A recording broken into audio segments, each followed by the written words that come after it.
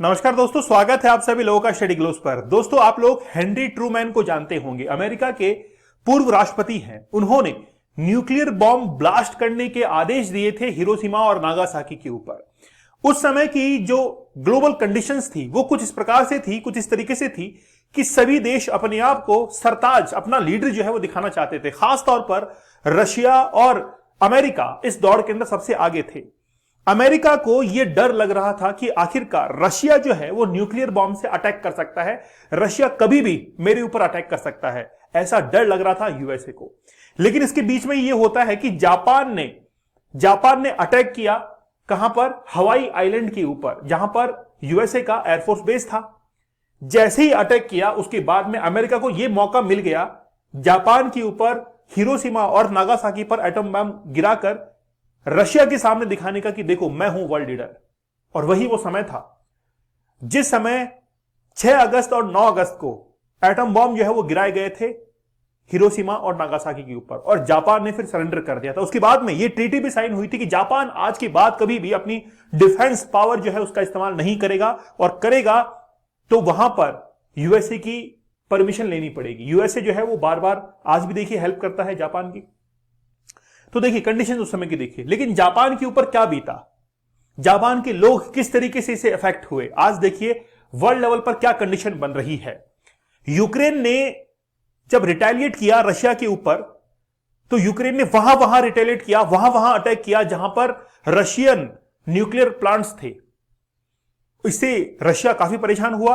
Russia ने कई बार धमकी दी कि हम लोग न्यूक्लियर बॉम्ब से उड़ा देंगे यूक्रेन को। चलिए अभी रिसेंटली इजराइल का एग्जांपल देखिए, इजराइल ने ये कहा कि हम लोग अब जो है वो न्यूक्लियर बॉम्ब का इस्तेमाल करने वाले हैं। ईरान कहा हम लोग इस्तेमाल करेंगे। मतलब आपस के अंदर ये न्यूक्लियर बॉम्ब की धमकी जो है वो दी जा रही है। ज्यादा दूर क्यों जाना, हमारे इंडिया के अंदर देख लीजिए, पाकिस्तान कई बार कहता है कि हम लोग न्यूक्लियर बॉम्ब का इस्तेमाल करेंगे। भारत ने कहा कि हम लोग शांति बनाने के पक्ष में हैं, लेकिन अगर तुमने कुछ किया तो हम भी पीछे हटने वाले नहीं हैं। तो ये न्यूक्लियर बॉम्ब की जो धमकियां हैं वो आज ग्लोबल लेवल के ऊपर चल रही हैं, लेकिन क्या इसके इंपैक्ट्स हैं वो आज हम लोग डिस्कस करने वाले हैं। तो आप देखिए कि आखिरकार ये जो धमकियां हैं या गीदड़ फबकियां हैं ये आखिरकार क्यों दी जा रही हैं। तो recently what happens when a nuclear weapon goes off, अगर न्यूक्लियर वेपन्स का इस्तेमाल किया जाता है तो उससे क्या होता है। पहले देखिए हिरोशिमा और नागासाकी की हालत, जिस समय डिस्ट्रॉय हुआ था हिरोशिमा और नागासाकी, जापान जो है वो 4 आइलैंड से मिलकर बना हुआ है। होकाइडो, होन्शु, शिकोको और क्यूशु, ये 4 आइलैंड्स हैं और पूरा का पूरा जापान एक आइलैंड कंट्री है। इसमें से होकाइडो होन्शु पर अगर देखें तो यहां पर है हिरोशिमा, होन्शु के बाद में होकाइडो, होन्शु, शिकोको और क्यूशु, क्यूशु पर है नागासाकी। दोनों के ऊपर 6 अगस्त और 9 अगस्त को बॉम्ब गिराए गए थे। यहां पर मरने वालों की संख्या लगभग 1.5 लाख के आसपास में पहुंच गई थी, और यहां पर लगभग आप मान के चलिए कि 80,000 लोग मारे गए थे।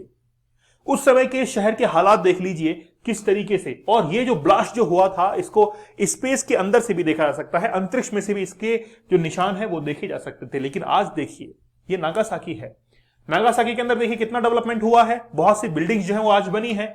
यह है हिरोशिमा जहां पर ट्रांप जो है वो चल रही है, ठीक है, रेल की पटरियां वगैरह, कितना डेवलपमेंट हुआ है। तो एक तरफ डेवलपमेंट था और दूसरी तरफ विनाश था। विनाश को करना आसान है लेकिन डेवलपमेंट करना बहुत मुश्किल होता है। वैसे आज हम लोग ह्यूमन रिलेशंस के अंदर देखते हैं कि किसी रिश्ते को तोड़ना आसान है, जोड़ना बड़ा मुश्किल होता है, ठीक है। तो हिरोशिमा और नागासाकी पर आप लोग देख सकते हैं किस तरीके से अटैक हुए थे।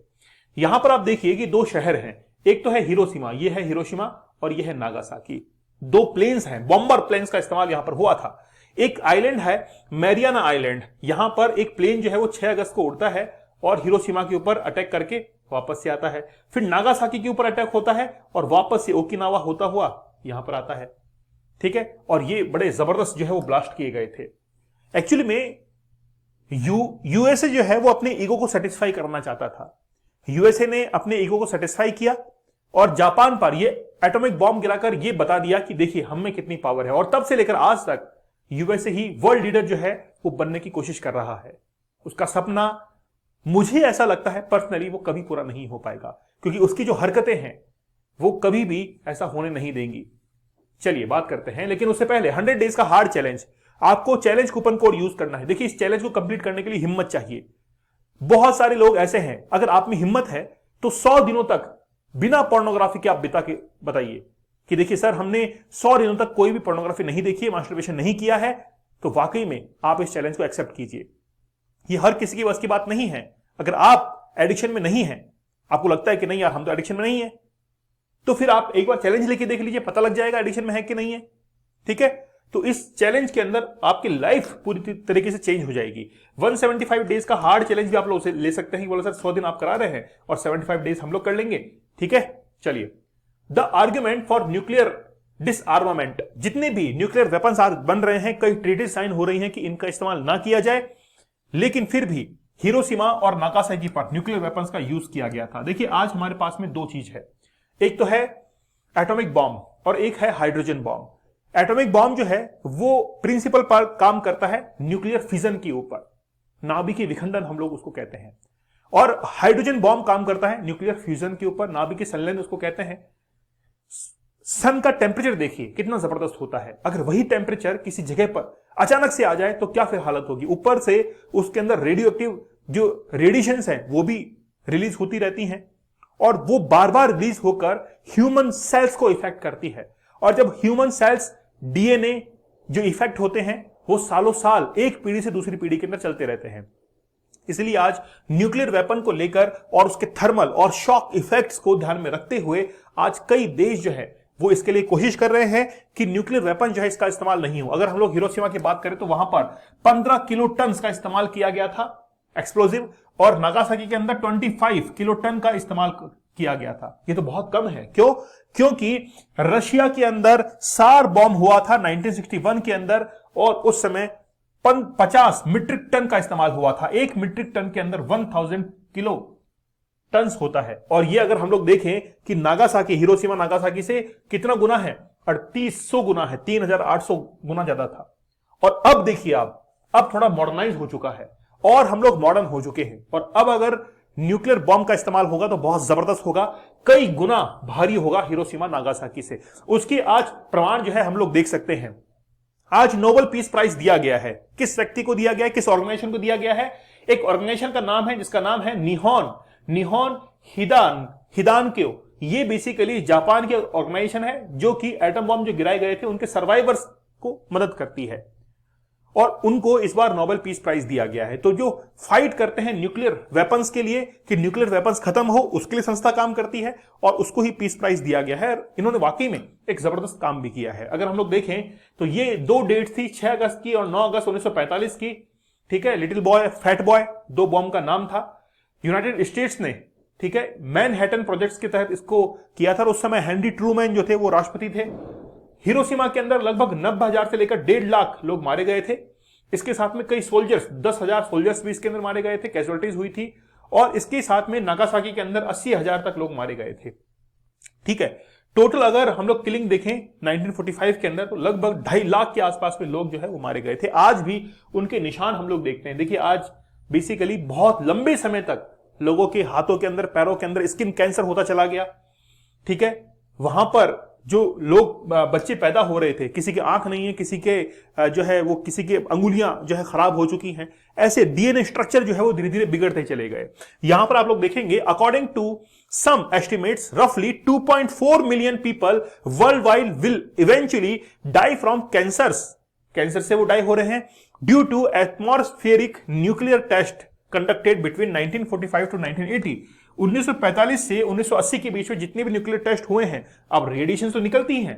जैसे आप देखिए कि जब पोखरण के अंदर 1999 के अंदर हमने न्यूक्लियर टेस्ट किया था, उसकी रेडिएशन इतनी जबरदस्त थी कि उस समय अनियन और पोटैटो जो है उनको जमीन के अंदर दबा दिया गया था। क्यों? क्योंकि वो रेडिएशन को एब्जॉर्ब करते हैं। जो प्याज वगैरह होते हैं, उस समय देखिए बहुत ज्यादा दाम बढ़ चुके थे इन चीजों के, तो वो रेडिएशन बड़ी खतरनाक होती है, उससे कैंसर जो है होता है। और 1945 से लेकर 1980 तक लगभग 2.5 मिलियन लोग जो है वो इससे इवेंचुअली मारे भी जा चुके हैं। तो ये बड़ा एक खतरा जो है वो आज विश्व के ऊपर मंडरा रहा है। जल्द ही इससे निपटने की जरूरत है। बहुत सारी ट्रीटीज हैं जिन पर साइन किया चुका है, लेकिन फिर भी आज चोरी छुपे ईरान जैसे देश अंडरग्राउंड जो है इसका मैन्युफैक्चरिंग कर रहे हैं। पाकिस्तान देख लीजिए, पाकिस्तान ने एनपीटी पर साइन नहीं किया है, वैसे तो इंडिया ने भी नहीं किया है ना।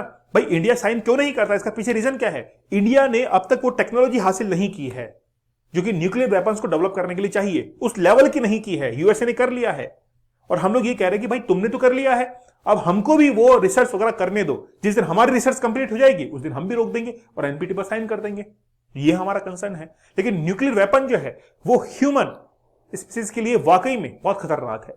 चलिए, आप लोग हमारे 100 डेज के चैनल को जरूर ज्वाइन कीजिएगा। इसमें हम लोग ये सिखाते हैं, ये बताते हैं कि आप लोग पोर्नोग्राफी से कैसे क्विट हो सकते हैं, कैसे बाहर निकल सकते हैं।